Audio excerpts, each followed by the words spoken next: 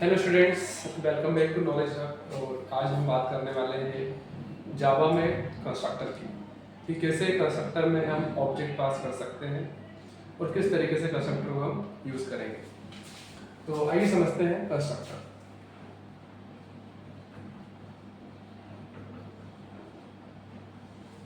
सबसे पहले हम समझेंगे कंस्ट्रक्टर क्या होता है।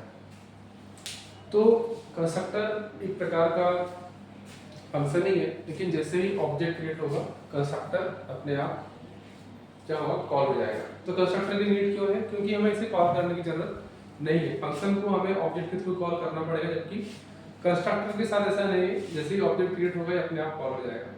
तो अपने आप कॉल हो रहा है, तो ऐसा क्यों हो रहा है? There is a reason.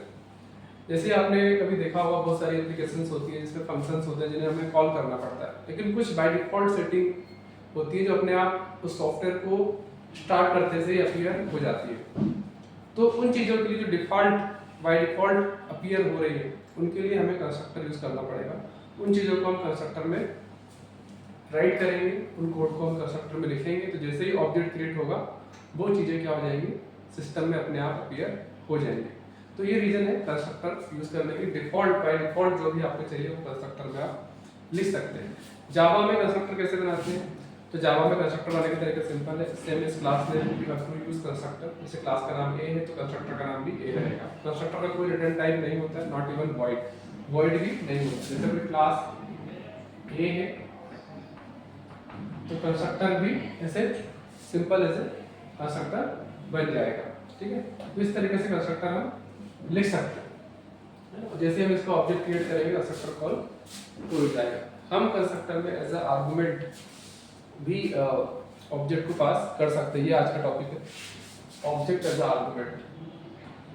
Object as an argument हम कैसे पास करेंगे, तो समझते हैं इसको। प्रोग्राम बना लेते हैं जावा में सिंपल। इसमें लिखा क्लास ए और एक कंस्ट्रक्टर बनाया ए। इसके अंदर मैं कोई ऑब्जेक्ट कैसे पास करूंगा? A1 मान लो मैंने लिख दिया, तो A1 is like a object. इसको मेमोरी कब मिलेगी? जब हम कोई ऑब्जेक्ट क्रिएट करेंगे तब यहाँ पर इसको मेमोरी मिल जाएगी। लेकिन क्या यूज कर सकता है? मैं यहाँ पर कुछ मेंबर्स, डेटा मेंबर्स लिख देता हूँ जिन्हें वो यूज कर सकता है। जैसे इंटीजर x मैंने लिखा, ठीक है, और मैंने यहाँ पर इंटीजर x लिख दिया। इसे मुझे यूज करना है तो मैं इसे यूज कर सकता हूँ। कैसे? इसमें लिख दिया system dot out dot println A1 dot x. ऐसे मैं इसको यूज कर सकता हूँ, ऑब्जेक्ट के थ्रू इसको एक्सेस कर सकता हूँ।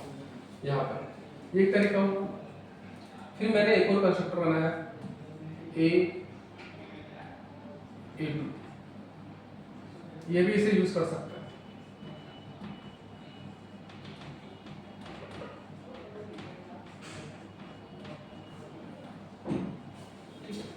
अब बात आती है इस x की वैल्यू को हम लिखेंगे कैसे, कहाँ से इस x की वैल्यू को प्रोवाइड करें? तो हम डायरेक्टली कोई ऑब्जेक्ट के थ्रू इसको वैल्यू दे देंगे और इसे यूज कर लेंगे। जैसे मैंने एक क्लास बनाई, यहाँ पे क्लास मेन क्लास बना देता हूँ और इसको मैं पब्लिक स्टैटिक वॉइड मेन लिखा।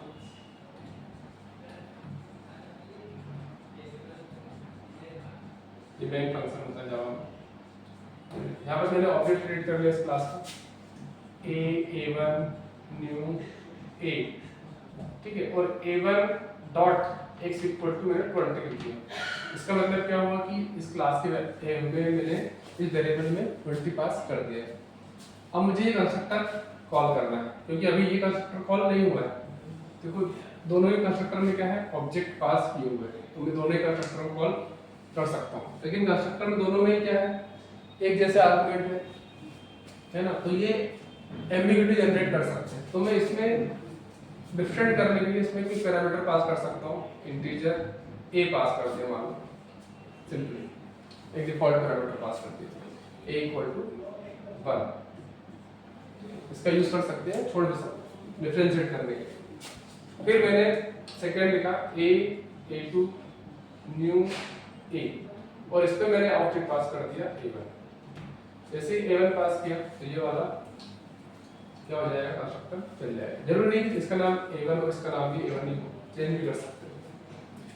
फिर मैंने लिखा a, a3 new a, a1। यहाँ मैंने सेम कॉपी, लेकिन मैंने यहाँ पर एक नंबर पास कर दिया 7, इंटीजर था डिफरेंशिएट करने के लिए। जैसे ये लिखा a1 तो इसमें भी वैल्यू ऑब्जेक्ट पास, मतलब ये कॉपी जो है इस 20 की इसके पास भी पहुंच गई, 20 की कॉपी, और इसके पास भी 20 की कॉपी पहुंच गई। आप बोल सकते हैं सर फंक्शन में भी तो ऐसे होता है। फंक्शन में एक ही ऑब्जेक्ट से हम फंक्शन कॉल करते हैं, इसलिए एक फंक्शन में इनपुट देते हैं, दूसरे में आउटपुट ले लेते हैं। क्यों? क्योंकि वो एक ही फंक्शन, एक ही ऑब्जेक्ट के अंदर। लेकिन यहाँ पर क्या है, हर एक कंस्ट्रक्टर अलग अलग ऑब्जेक्ट से बन रहा है। जैसे कि ये वाला a2 अलग ऑब्जेक्ट है, a3 अलग ऑब्जेक्ट है, ये आपस में अपनी कॉपी शेयर नहीं कर रहे हैं। इसलिए हमें क्या करना पड़ेगा, ऑब्जेक्ट पास करने पड़ रहे हैं। मतलब इस x की वैल्यू को दोनों कंस्ट्रक्टर में यूज करना है, मुझे ऑब्जेक्ट पास करके ही करना पड़ेगा। आई होप आप इस कॉन्सेप्ट को समझ गए होंगे। आज के लिए इतना ही, थैंक यू।